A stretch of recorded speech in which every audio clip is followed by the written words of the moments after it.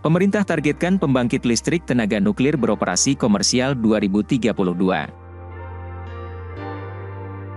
Kementerian Energi dan Sumber Daya Mineral, ESDM, menargetkan Indonesia akan mulai mengoperasikan pembangkit listrik tenaga nuklir, PLTN, secara komersial pada tahun 2032.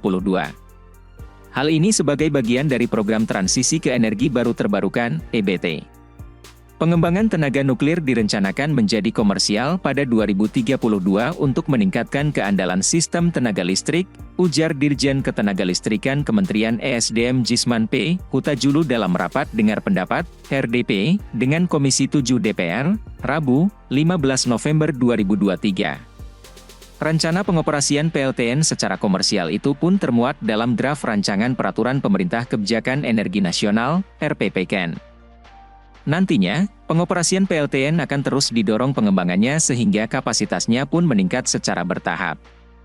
Kapasitasnya, PLTN, akan ditingkatkan hingga 9 gigawatt pada 2060, imbuh Jisman. Sebelumnya, Kepala Organisasi Riset Tenaga Nuklir BRIN Rohadi Awaludin mengatakan, saat ini pemerintah sedang mengolah data sekaligus mengerucutkan untuk melakukan pembangunan di sekitar tahun 2030.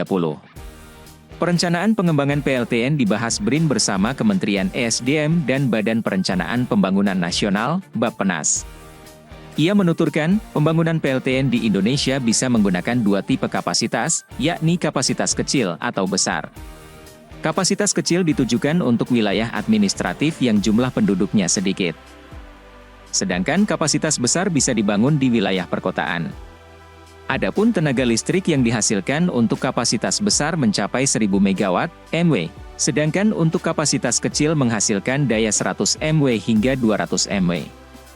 Untuk daerah yang terpencil, skala kapasitas yang digunakan akan kecil. Kalau yang kota besar membutuhkan PLTN dalam skala besar, ucap Rohadi di Jakarta, Jumat, 13 Oktober 2023.